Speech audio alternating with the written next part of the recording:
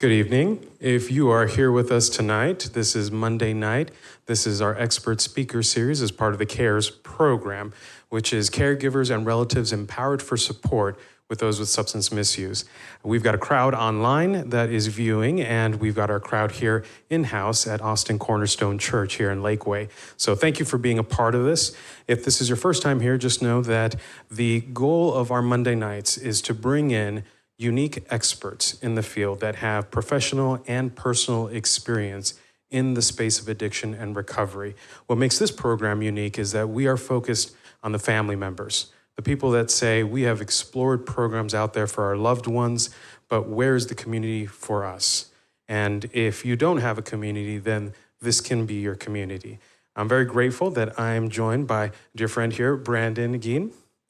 Brandon Guinn, who is an incredible individual who has formed a nonprofit that has been helpful in the community. Something that you don't hear very often is going to a place for recovery where you're going to get your hands dirty, literally. Going out there in the ranch, planting, from the farm to the table, I think was the quote. But there's a special reason why that was built out. So with that said, Brandon, tell us a little bit about who you are and what is this organization? Hi, everybody. My name is Brandon Guinn. First of all, I'm a father of a heroin addict. And the reason I'm here today was my journey and what that looked like. I started a program. Unbeknownst to me at the time, this program was literally a formed in codependence and my own addiction to fixing my son. But through the work that I've done with him and the work I've done in the past few years, I realized how much support and care that family members need. I didn't have access to that. The entire 12 years of my son's addiction, I felt alone. I didn't have resources. When I created my program, I was very clear on the what not to do's. I could give you a whole long list of 20 plus treatment centers and everything I'd learned of what not to do. I didn't really know what to do, but that was okay because I understood that when I saw my son, when I saw the healing take place and I saw where he was thriving, it was based in community, it was based in culture. And I knew that if we put our community and culture first, everything else would fall into place. So we opened our doors, Ranch House Recovery, Simple Promise Farms, September 1st of 2019. And I can remember sitting at the dinner table with the guys that night. It was all scholarship guys because nobody's going to pay for a program that's a day old. And I looked at the house and I said, hey guys, I'm building something here. I don't really know what it's going to look like, but I need your help. And I got about 10 guys sitting at that table going, all right, we're down, we'll help. And the next day at 9 a.m., I started running a morning group at 9 a.m. every day. I've been doing that for 6 years straight, talking to the guys in the house, talking about what our day is going to look like, talking about the reason why we're here. And, it's evolved over the years from where my stories come from, but I wanted to build something that put people first. There is good treatment out there. Don't get me wrong. There's good treatment. I personally feel like we are held hostage by insurance, by you're a billable service, you're a dollar sign. And I think that we started to lose that human connection of what treatment can look like. So that was my driving force. And then the idea of something unique. People struggling with addiction need a purpose. They need something to be a part of. 30 days under a fluorescent light with someone talking to you for 8 hours just doesn't really cut it for most people. My son got sober at a horse ranch in Washington. It was the outdoors, it was the connection, it was the horses, it was the animals, it was nature. It wasn't a good program, but it was also the first time I ever heard him say, Dad, I finally realized the only person responsible for my recovery is me. Because we're all under the assumption as family members that treatment's going to fix our loved ones. Well, treatment does not get you sober, just in case anybody didn't know that yet. It lays the foundation and it builds momentum. It allows us tools and resources and put a system in place for when we get out of treatment. If we continue to work, then we continue to get results. So that was my start, but my journey came oh, wow. It started whenever I was a 19-year-old father. You want me to kind of go into a little bit of my story here? Because, sorry, I can talk. You might have to stop me. I got married at 18 years old, 19 years old. I was a dad. I grew up with a father in the house that really wasn't around. So I made it a point, like I'm not going to be my father. I'm going to be there for my children. I'm going to be that dad that my dad wasn't. My wife at the time, and I didn't understand addiction. Very early, first couple of years of our marriage, I started seeing, little signs. Passing out, slurring speech, just didn't really know what it was. And it progressed. And it started with Vicodin from dental work. From there, it went to Vicodin to Xanax. And from there, it went from Vicodin, Xanax, alcohol. I can remember the day, we stuck it out for about 5 years. We had 2 kids. And I can remember a day in that marriage, and I sat down with her and I said, look, I know you're struggling. I know that you need help. I'm here to help you. But if you can't own it and have a conversation with me about getting help, then I can't be a part of this anymore. Of course, as many addicts do, I'm sober right now. Everything's fine. I don't need help. And I can remember walking out the door that day. Lubbock, Texas doesn't give custody to fathers, regardless. So in that instance, she got custody of the children, and she was in Lubbock. I was still in Austin. And I can remember sitting in Austin one day, and I get a phone call from Child Protective Services. It says, hey, you need to come get your kids. I was like, all right, detour. I was in Lubbock the very next day, and I think apparently the doctor had called Child Protective Services on her.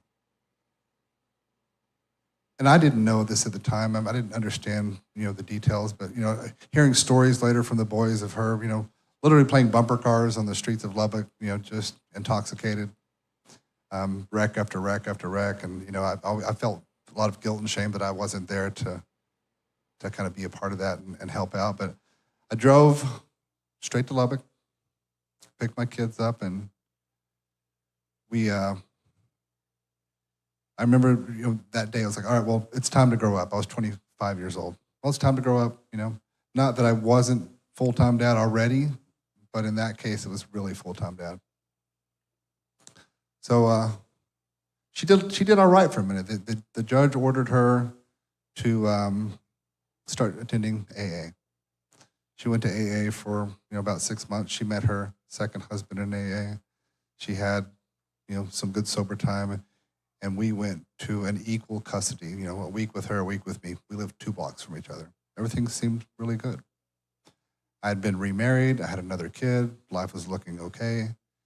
We were on our way to move back to Austin, and I can remember sitting with the boys, and hard decision to move, but I gave them the choice. Do you want to live with me, or do you want to live with your mother? And my oldest son, he was mama's boy. He says, we want to stay with mom. And, wasn't necessarily okay with it, but I accepted it. 2 weeks before we left town, I got a call from Child Protective Services again. That was it. That was whenever, I couldn't stand by and watch anymore. I kind of suspected things were going on, but we moved with the boys to Austin and kind of started our new life. Throughout that time, she was pretty active early on as their mother. She would get them every other weekend. She'd get them holidays. I heard stories later with my son of how when they would be at her house, there was a missing doorknob in her bedroom. And my son could see her through the door smoking meth with her friends. There was a time where my son had sliced his finger open, had to go to the hospital because mom was passed out asleep, and he was trying to open a can of tuna fish for his little brother. They had come home from spending Christmas with her one time, and a month goes by, no word. Another month goes by, no word. Finally, I reached out to her mother and said, hey, we haven't heard from the boy's mother. Well, she was in federal prison.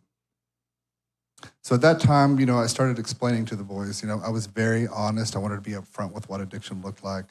I can remember, this seems crazy now, but watching a Frontline episode on methamphetamine with my little kids. Like, this is addiction. This is what your mother's struggling with. She loves you, but it's a disease, which I didn't believe really, but I wanted them to feel better. They didn't really have much contact with mom after that. I thought because I was honest, I thought because they saw mom and they saw the experience of what addiction did to her and to the family, that they would steer clear. Drugs would never be a part of their life. But fast forward to 17 years old. And like I told you earlier, I was always going to be a part of my boy's life. I'm going to do everything I can to be the father, not to be my father, not to react in anger, not to yell, not to be all the things that I didn't want to be. Well, something happens when boys hit puberty. They stop doing what you tell them. I didn't know that I was a control freak until my kids, my oldest in general, stopped doing what I told him. So when they stop doing what you tell them, you double down. You get stricter, you have more rules.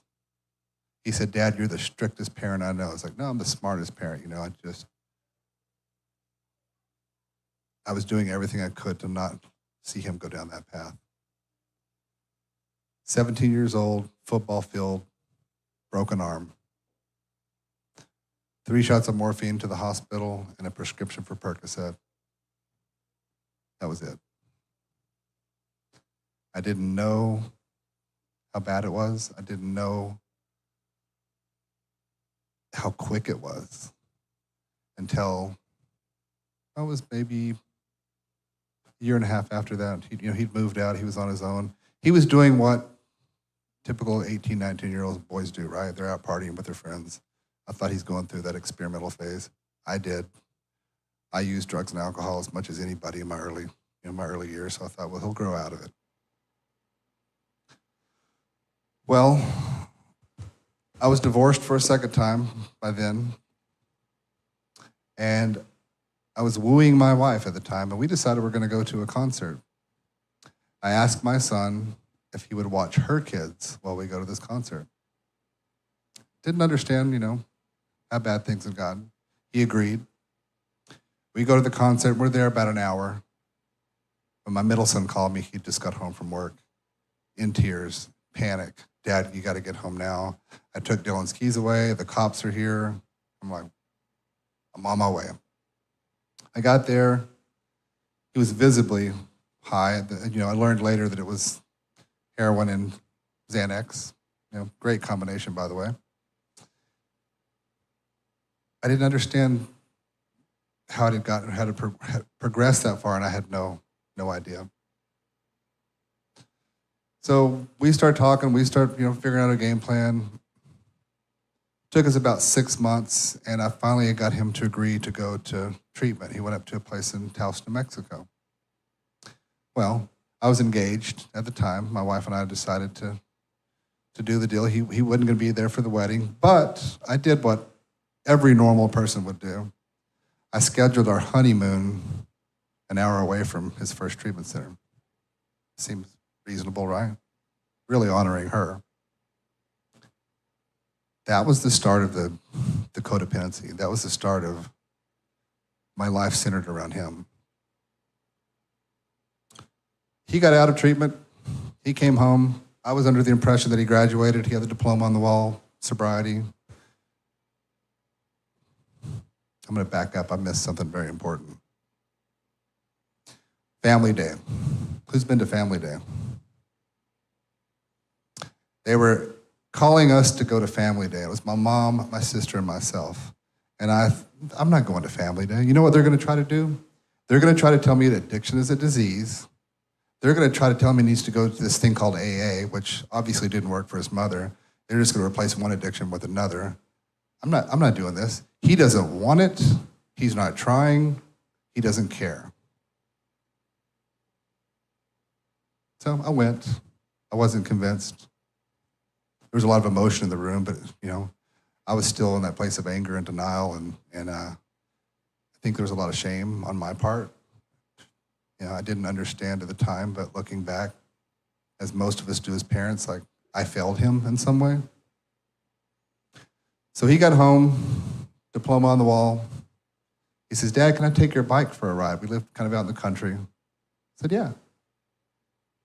Well, about 4 hours later, he showed up high. This was the start of the chronic relapse.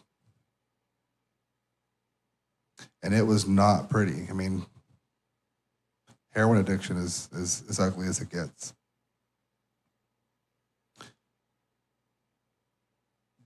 The hardest part about the whole thing was how my behavior shifted. The worse he got, the more I dug my heels in. The worse he got, the more it was my responsibility to fix him. I would pull him out of a trap house at 3 o'clock in the morning with a gun in my waistband, like that was a reasonable thing to do.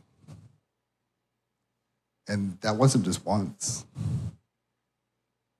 I can remember driving around one night, pulling cops over. Hey, have you heard of this party going on over here? Like, I know there's a bunch of kids over here in this party. Just the insanity around my behavior I didn't understand.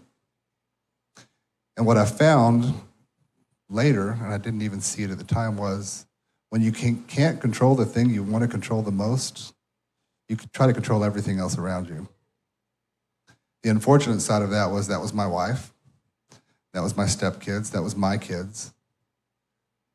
They got none of the good side of Brandon. They got the sickness. They got the anger. Something that I've learned with men in general. We don't do very well with emotion unless we know how to harness it. So the emotion that showed up for me was anger, when really it was hurt, sad, pain, fear.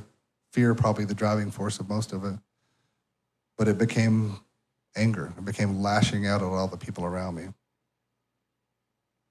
My stepkids told my wife, a few years into our marriage, that you ruined our life when you married Brandon. They were my first amends, by the way. This continued. I was sitting in my classroom one day. I'm a former special education school teacher, kindergarten and pre-K. I was sitting in my classroom one day when I just felt this overwhelming rush of emotion, and I looked at my co-teacher and I says, hey, can you give me a minute? Can you watch the kids? Walked into my counselor's office. She saw something in my eyes because she got up and shut the door, and she just reached over and hugged me, and I just broke down. It was like years of emotion just came out and all at one time.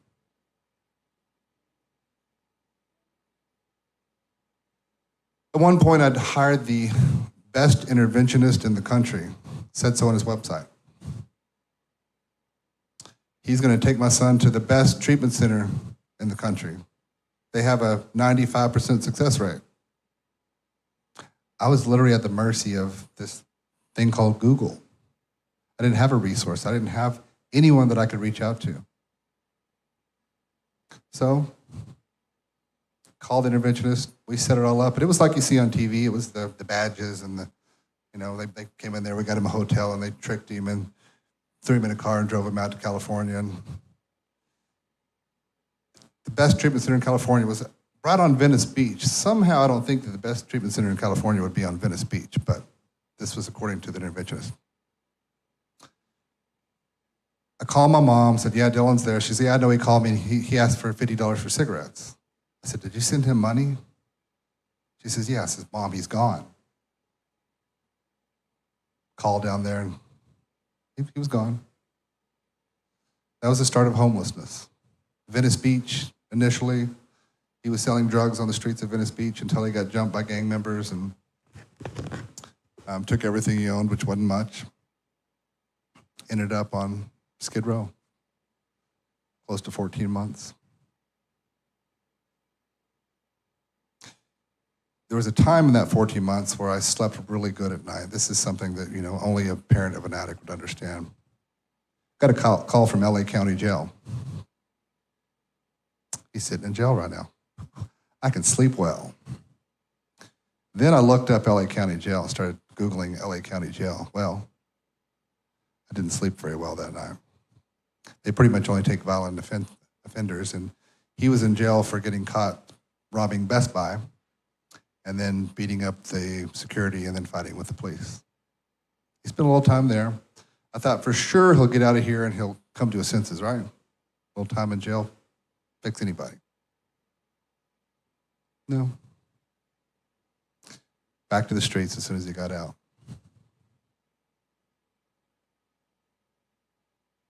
I got a call, maybe 6 months after that. He says, Dad, I don't want to do this. I don't want to live like this. I said, all right, well, how can I help? I'm here. Because I don't know, I'm working on a plan. I'm trying to get back to Texas. He found a nonprofit. And it's an interesting story I was sharing earlier. He found a nonprofit that would buy him a bus ticket if he sobered up for a few days. Leading up to that, this is what meth psychosis will do to you. He was walking around the streets of Los Angeles following a trail of cigarette butts. Because if he got to the end of the cigarette butt trail, he would find his drug dealer and he'd get drugs. Well, he turned a corner and a woman smiled at him. And she said, you know, you have a really pretty smile. He said he turned the corner and broke down in tears.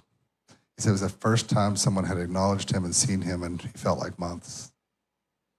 So that's the day he found the local nonprofit. They got him a bus ticket back to Texas. I thought he was coming home. He decided he was going to go to Lubbock, where his mother lived. And he was going to get sober, and he was going to get her sober. Well, that turned into a year of getting high with Mom. And to hear him share the story the first time of it's really sad. He said, the first and only time I ever felt genuine connection with my mother was when I was using with her. About a year went by there, and he picked up the phone one day. He says, Dad, I can't live like this anymore.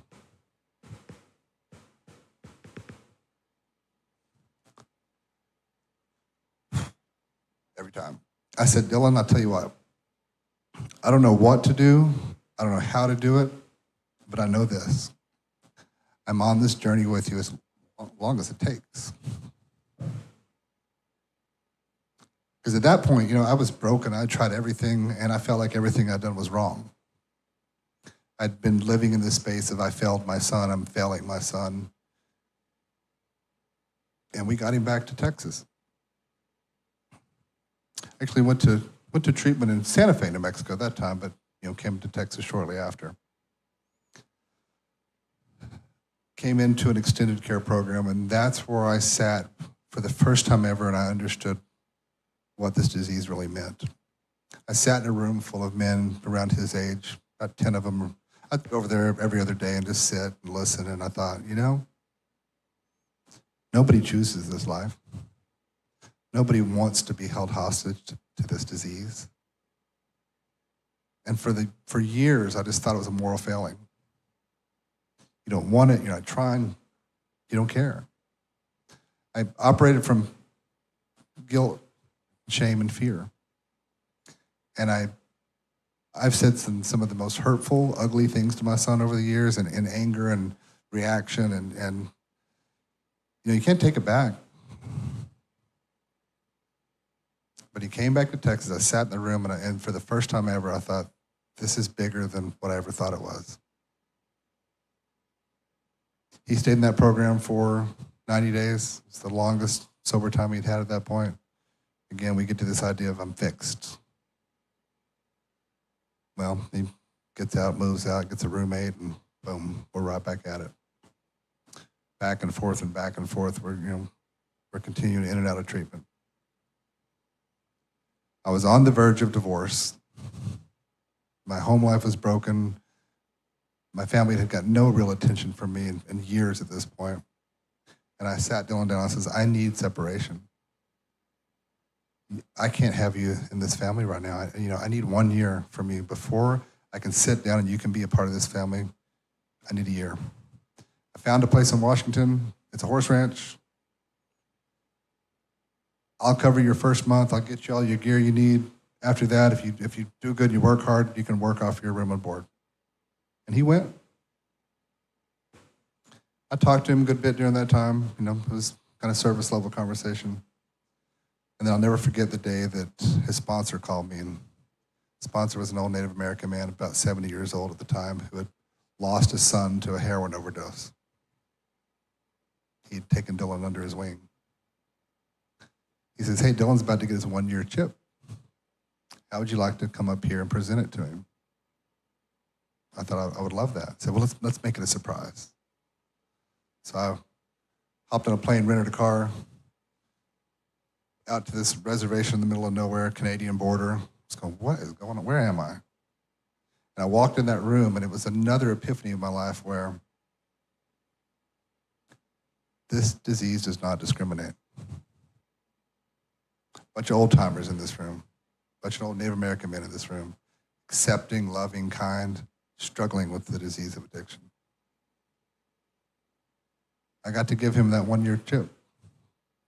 It was one of the more emotional days of my life. I mean, I was so proud of him, but I was also still in that delusion of, okay, well, he got 1 year. Everybody said you get 1 year, you're good. We can put the diploma back on the wall. When we had in the drawer, we'll put it back on the wall. So I let him come home. I had to keep a real close eye on him, though, right? Because I don't want him to fail again. He had some construction background, so I left teaching. I quit my job teaching and started a construction company. So I could keep him close, I could keep an eye on him, and I could make sure he was sober because it was my job, right? No one else's job but mine. And we did well for a year. And in that year, we started talking, and in that conversation, we were looking at all the different treatment centers he'd been to, what it looked like, what worked, what didn't work, what was missing. Because he used to tell me, Dad, I already know what they're going to say. And he did, because the reality is insurance companies run things. It's very similar across the board. So we came up with this idea of building originally it was going to be an animal rescue staffed with people in recovery. That conversation grew and grew. Finally, we said, let's do it. Everyone thought I was completely insane.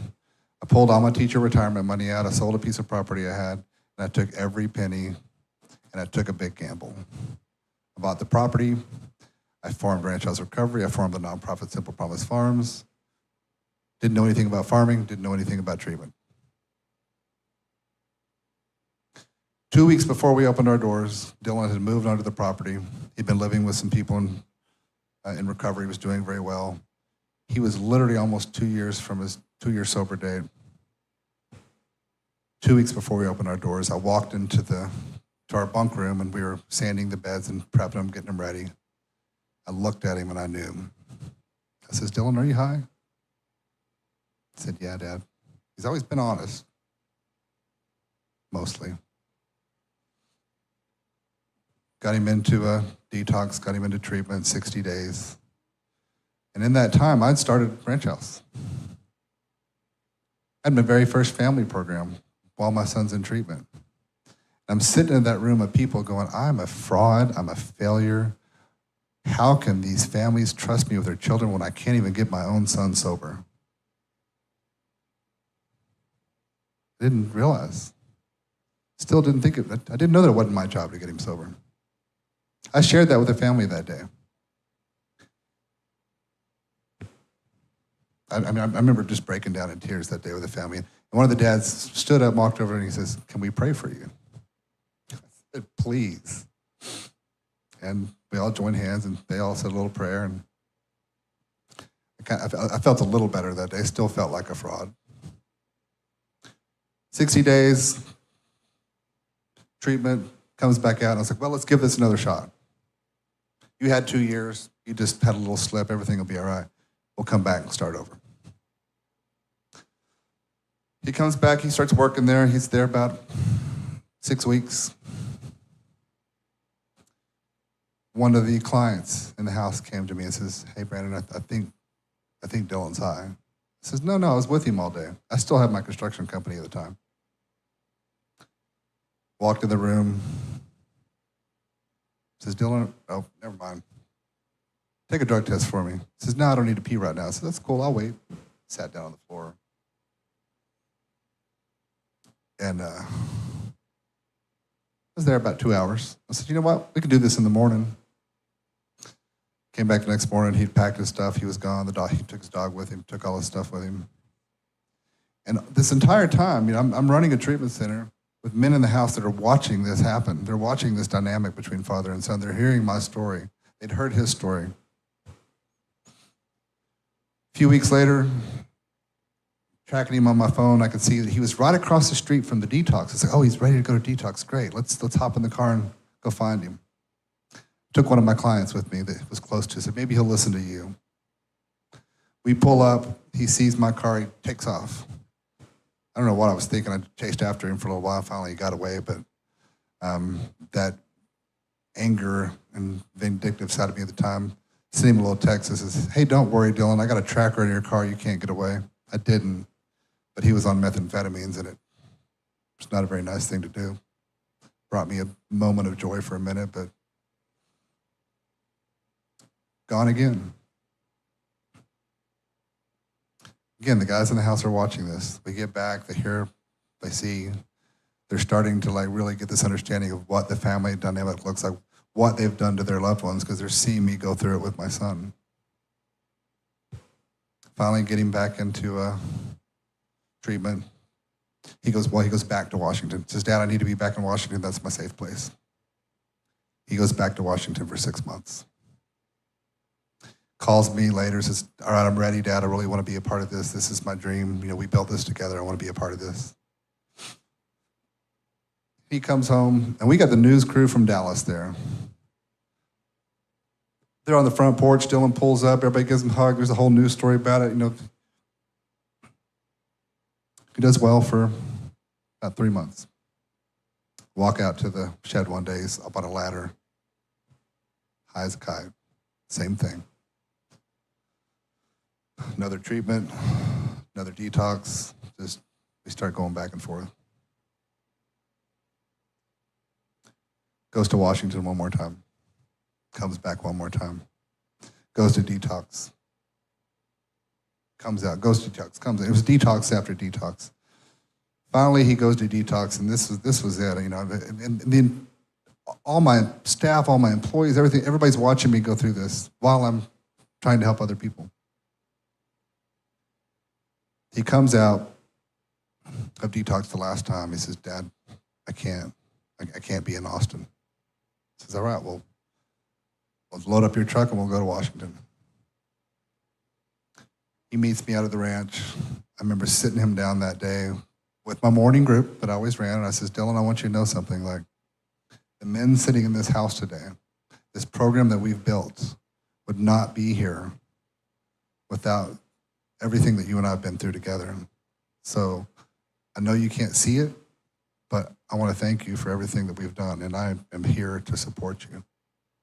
In that moment right then, it was my first step experience of, I am not responsible for my son's sobriety. It was terrifying. It was my entire identity for almost 12 years of my life. It was freeing. I'm not responsible for my son's sobriety. I loaded him up in his truck, says, we're going to go to Washington. He just got out of detox, so I thought everything was good. We're going to have a father-son trip along the way. We're going to stop in Yellowstone. We're going to do some sightseeing. We got to Amarillo, Texas. He walks into the bathroom, comes out, and he looked way too happy. He says, Dylan, what do you got? He says, enough. He says, I'm going to pull around here to this dumpster, and you're going to throw everything you got in the trash. Withdrawals kicked in within about 5 minutes. I think maybe the mental aspect of knowing he didn't have the drugs anymore, withdrawals kicked in. That drive took 5 days. Pulling over, sick, you name it. If anybody's ever watched someone detox off of opiates without medication, it's ugly. We made it. He got to Washington. I came home. I had a peace about me that I'd never had, but I had a fear that I didn't know who I was. I dove into the 12 steps. I dove into therapy. I really started to look at the codependency around myself and my son. I built a treatment center to get him sober. I took it a whole different level, guys. That's a sickness that most people don't quite understand. I'm going to build a treatment center to get my son sober. First, it was a construction company. Then I'm just going to go literally build a treatment center because it will surround him with a community, horses, farm, all the things that he loves. If he has those things, then he will be sober for the rest of his life. It did not work. It was not my job. He stayed in Washington this time. I got better. He got better. I do this once a month with our family program. I share my story with families. I share my story with fathers who, in that same space of addiction's not real. He doesn't want it. He's not working hard. He's not trying. We might not be surprised of how many dads and fathers do not understand what this looks like. He called me. He'd been up there about a year. And this is my favorite part of this journey. He'd been dating this girl for not very long, but they were sitting at the dinner table. She had a 2-year-old daughter at the time. And he called me and says, Dad, I'm sitting at the table last night. And Lolly looks up and she says, Mama, I love my new dad, Dylan. And all he's ever wanted was a family. I kind of laughed. I said, well, what'd you say? He's like, well, Jordan said, no, let's just call him Dylan. She goes, no, he's my dad now. Well, he is dad now. You fast forward 6 months. The broken family that I had, the stepkids that would not talk to me, they were my very first amends. I'm sitting in a chair in this beautiful wedding venue that my son helped build. That was part of his job while he was there. And Gold Bar, Washington, mountain background, most beautiful day ever, with my entire family watching my son get married.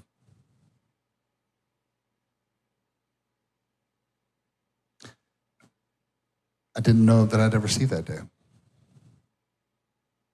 And it wasn't until I got out of his way and let him find sobriety his way and quit trying to control his life that real change could happen. I did more harm than good most of those years.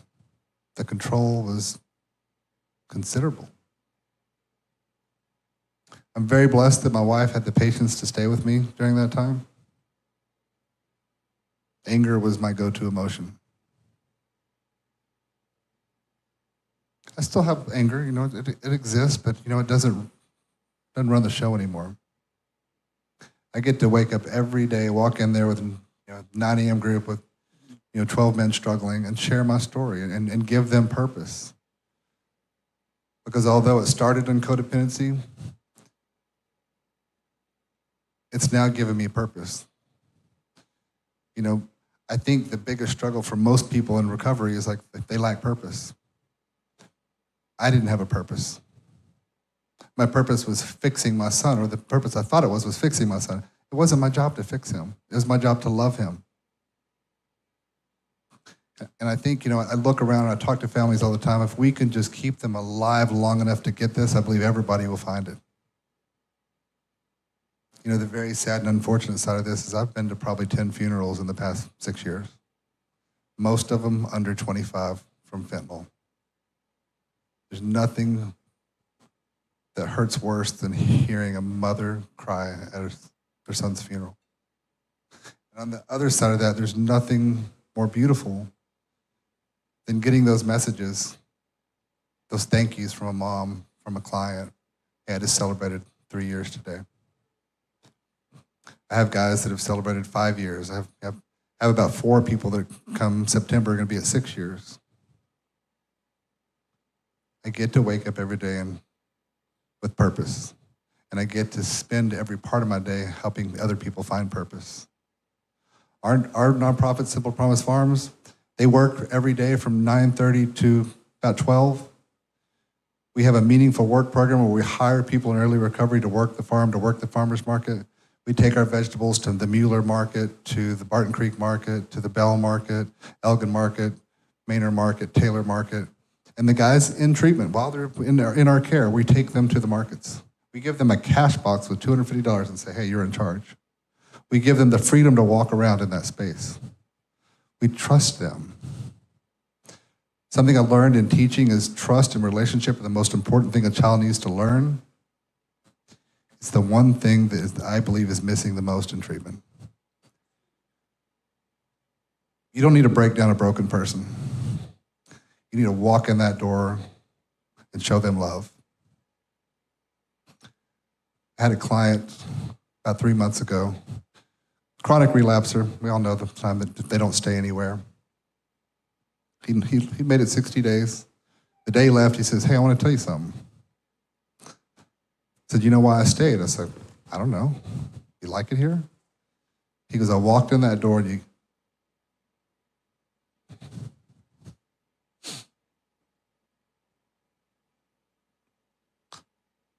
He said, "I walked in that door and you gave me a hug and you didn't let go." I didn't think anything of it at the time. So I needed a hug. We don't know how important those little things are to these guys, like trusting them, showing them love, kindness, trust. They get to go to those markets. They get to share their story. We get to change that stigma of what people in recovery look like, because people in recovery are the same as the rest of us, often with bigger, more lasting consequences. They're no different. We're no different. We've been very blessed because we don't have marketing budgets. We don't have, investors. It's me and my wife. We're out there every day. She left teaching after 22 years. I convinced her to come work on the farm. She didn't know anything about farming. We're working with local restaurants in Austin now. We're doing wholesale. We have value added. We have our own hot sauce brand. All that started from a dirt field 6 years ago. And our very first group of guys, we didn't have a farm.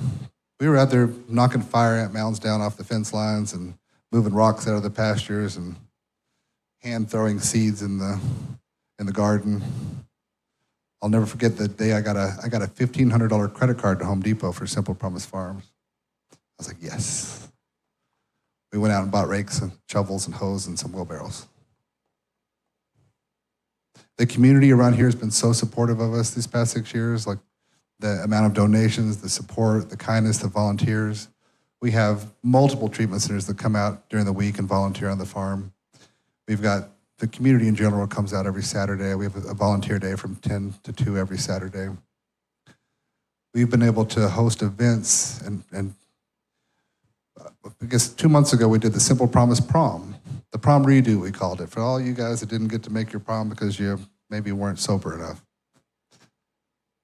We had 250 plus people at the prom, a free event for the recovery community. Every year we have the Hot Sauce Hootenanny in November, a little fundraiser for Simple Promise, live music, games for kids, pony rides, mechanical bull, and then a hot sauce contest. What I've learned in the 6 years is community is the most important thing for people in recovery. They need that support, they need that love, they need that connection. I got to keep my granddaughter for almost 3 weeks. She went home last week.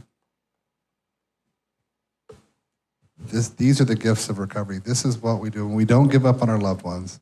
And it's hard to hold a boundary. It's the hardest thing a parent will ever have to do is say no. But you also can't give up. I struggle with the old hardline AA of you got to let them fail, you got to let them hit rock bottom. Rock bottom these days with the fentanyl, rock bottom's a body bag. We can't take the same approach that we took over the years with what rock bottom looks like. We have to look at it different. And I'll be real honest with you, and I tell my guys every day, I don't know how to do this. I don't know what it's going to take to fix you, but I'll tell you this. I'm on this journey with you, just like I told my son, we will figure it out. We have some of the best therapists in Central Texas that we work with. You need med management. We connect you with the best people out there. We don't offer those services as part of our program, but we connect you with the best in the business.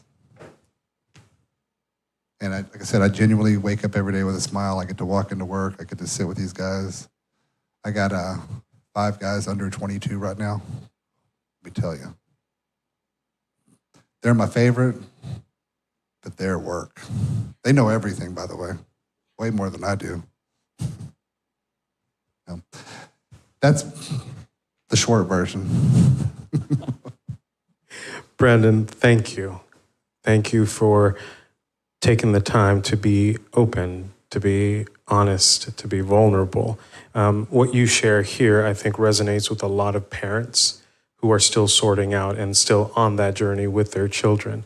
And I gotta say, it's really hard to be in this seat and not get emotional as well, because what you share speaks volumes to multiple generations.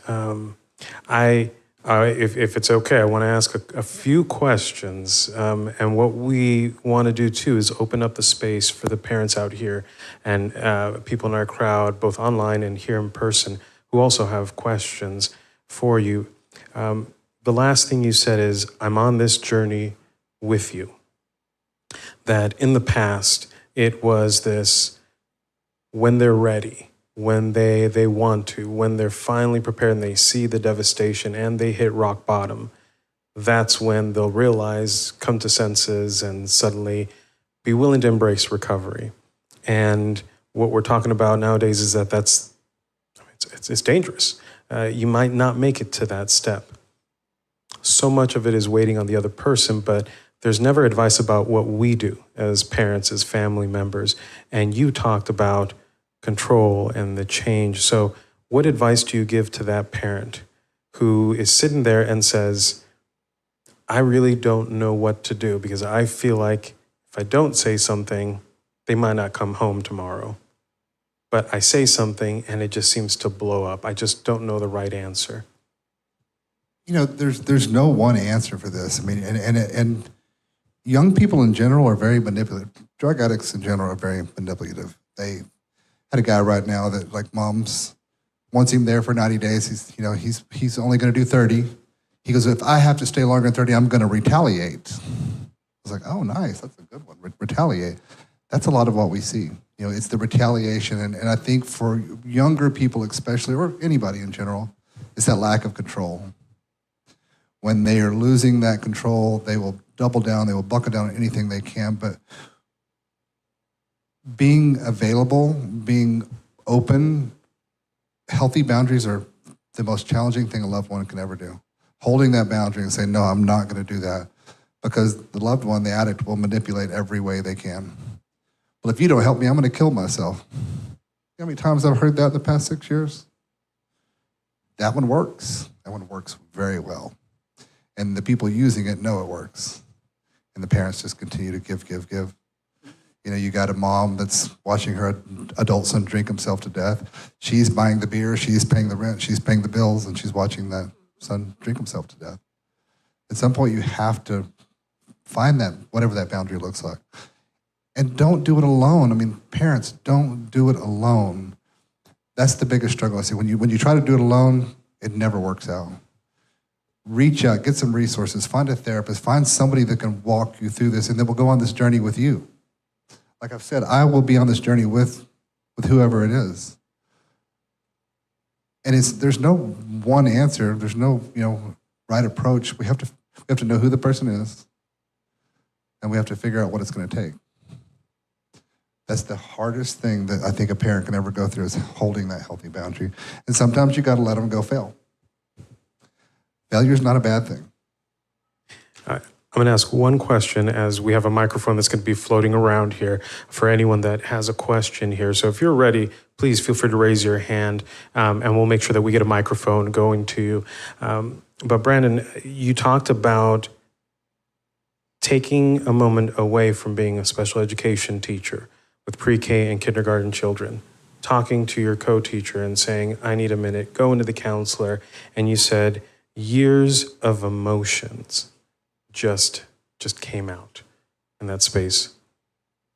What do you say to a family member that doesn't even recognize emotions because it's all driven to the goal of, I got to rescue, I got to take care of, and the tears aren't coming out, and not connecting with all the emotions that could be there? How do you recognize that in someone? How do you advise someone who may be suppressing all of that, and where do they go with that?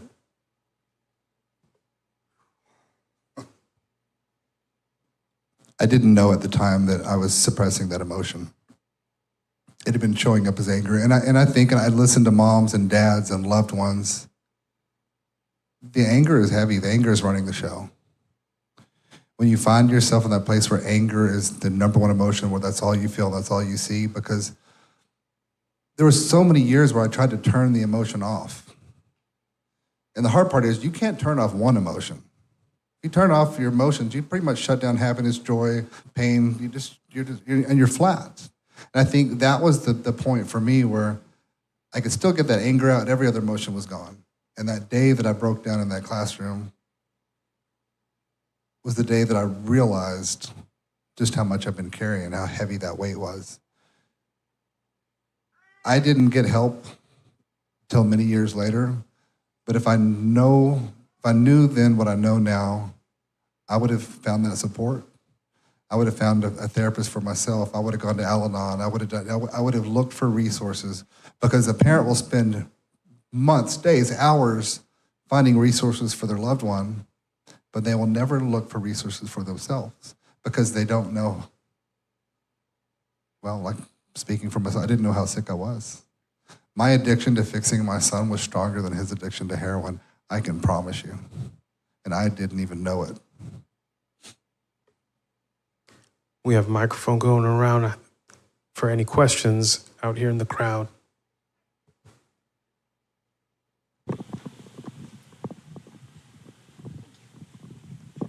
Hi. Thank you very much for sharing all of that. My question is, when you recognized that you weren't responsible for Dylan's recovery, what coping skills, like what did you use to navigate and work on switching from your addiction to saving him to shifting into like a more acceptance phase? How did you do that? Very slowly. It was not like an overnight fix, but it was the understanding, the acceptance of, okay, this is where I am. There was a lot of failure along the way there. There was a lot of falling back into that old pattern of thinking I had to, but then the recognition of it. I think once we know something, we can't, once we take it out of the box, we can't put it back in. And so once I had that epiphany of it's not my responsibility, there was a gradual change. And it was a lot of therapy. Early on, I saw my therapist twice a week, went to once a week, went to twice a month. Now I see her like once a month, or as needed. But it's not like this instant, it's all better. Talking about it. I listen to these men every day, and I think the most important thing that we can do, and the most powerful thing they do, is share and get vulnerable. If we can be vulnerable with our loved ones, our spouses, or our family members, like that vulnerability and sharing, I think it changes the way we feel.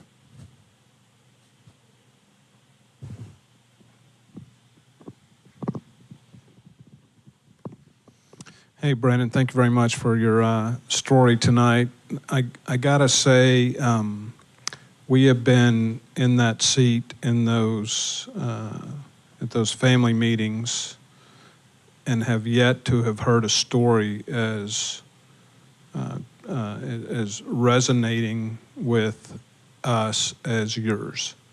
And all of the stories that we hear normally are pretty institutional, I guess, is I don't know a better way to say it, because it's coming from a position of theory and those kind of activities. Our first experience, a comment was made that this was not going to be the last time, which in our instance, we said it absolutely will be the last time. Walked out of the room, waited until family member came out, and then went 6 months or a year. I can't even remember the first time before we were back in the same room a second time, and then not as many as yours, but enough to get the message. I'm getting to my question, which is, did number one, I love the fact that you did what you've done without any background other than just personal experience. And I would say the personal experience side of it would be absolutely almost verbatim for what this organization is trying to accomplish, is accomplishing, which is reaching out to the individuals. So when we drop off our loved ones, nobody ever asked, how are you the parents? How are you the caregiver?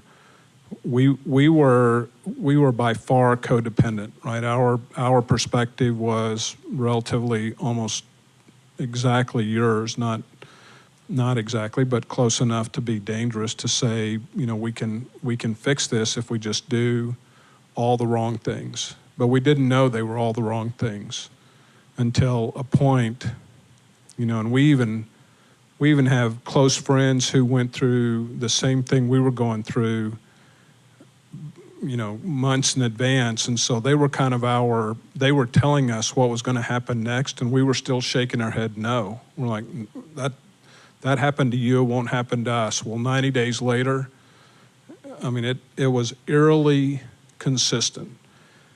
Whenever you bring young men whenever you bring them in through the intake process, do you ever talk to, has it changed your approach? I don't know if it would change your approach, but does your approach address the individuals that are dropping off the addict or dealing with? And if so, can you share some insight into that?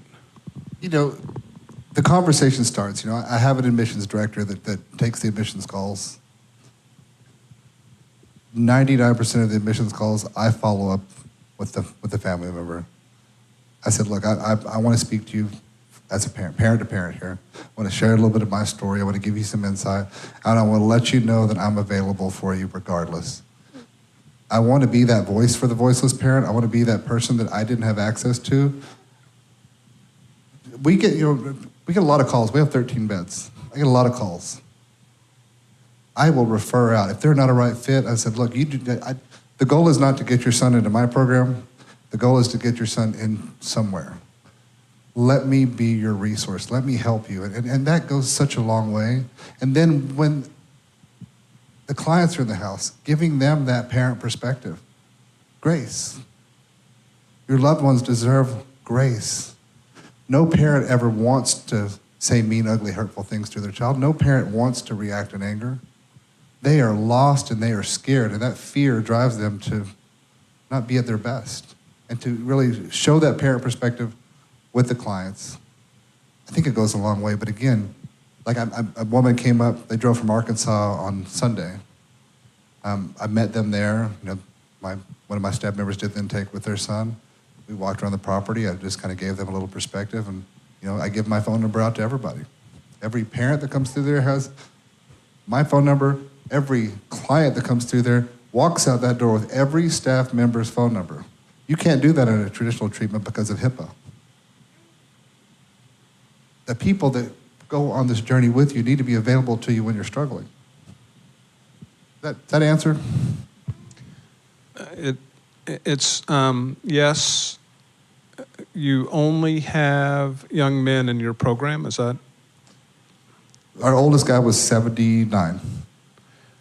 I was more gender focused than age focused. All men. All men. Any intention? It doesn't sound like any of this actually. It's occurred more organically than by design. Very successfully organically. Any intention of expanding your reach to be able to accommodate women in programs similar to this? We've looked at it. I couldn't do it. We're 13 beds. We're small. And I think I don't want to grow to the point where we lose our soul. I want to keep the focus on the people that are there. So my intention has never been to be a big program. I would love to be able to help more, and that's why we have the nonprofit. That's why Simple Promise Farms exists, so we can continue to raise money and provide resources. But from the standpoint of our program, I don't have any intention of opening up anything other than the one we're in. It sounds impressive, and again, I just wanted to say thanks for being with us tonight. We have time for one more question. Hi. So I'm curious, when you had your epiphany of that, releasing yourself from the responsibility of saving your son and getting him sober, how long did it take for him to notice, and what was his reaction to you? Did he change? Did he notice that you had changed? That's a really good question. I've never been asked that. I would say not initially. You know, I think the micromanaging of his behavior, I don't want to say it stopped overnight, but it gradually reduced. And it became more about being there, being a listener. And I think that's the thing, that's what I've learned with so many people, just being a good listener. 2 ears, one mouth. I quit trying to tell him what to do all the time. I quit trying to micromanage everything that he did. And I listened to what he wanted and tried to, help him achieve his goals and dreams, not what I thought he needed to do. Because when you're micromanaging, there's no space for him to do anything. Well, on that last question, it's actually a pretty good segue to talk about next week's speaker. So it has been a privilege, Brandon, to hear your story as a parent, and something that's very unique and special about what we're doing over the next couple of weeks, especially next week. So, we're going to actually have your son out here next week share his story. And I've met with Dylan, and amazing man, and an amazing story, an amazing way of talking about his life and his eyes, and what this journey has been going with you. And so next week, we will have Brandon's son, Dylan, with us, and then the week that follows, both you and your son will be here together to share this space and share more information with us. So I just want to thank you again for you coming here in this space, sharing your experience, being so open and connecting. This program, if this is your first time here tonight, and anyone online, this is the first time that you're checking in, this is what you'll see on Monday nights. Our goal in our program is threefold. It's community, it's education, and support. Community is this space, is being able to find other people that you could say, you understand my story, you understand what I have gone through, and we can connect here. The education piece is knowing, where do you go? What do you do? How do you break through a lot of these cycles? How do you relinquish that control? What do you do for yourself? That's the education piece that we bring here. And then support. To find treatment centers and innovative approaches, to know what exists out there when you do need help. So that is our CARES program. And every Monday night we have special speakers that speak to that. So please share the message. There will be clips that will be poured out online throughout the week. So please share those. If you know someone out there who would benefit from being in this space here, please feel free to let them know that this is where we're going to be at. And we just want to thank you. Again, Brandon, thank you for bringing this message here to us. This message will be online, so we'll be able to share that. And let us know exactly, if we wanted to find your ranch, where would we go? ranchhouserecovery.com and then simplepromisefarms.org are two organizations. And volunteer days every Saturday from 10 to 2. Everyone's welcome. When you come out, you get to take all the fresh produce home you need. Okay, that's a great offer there. So please take Brandon up on that.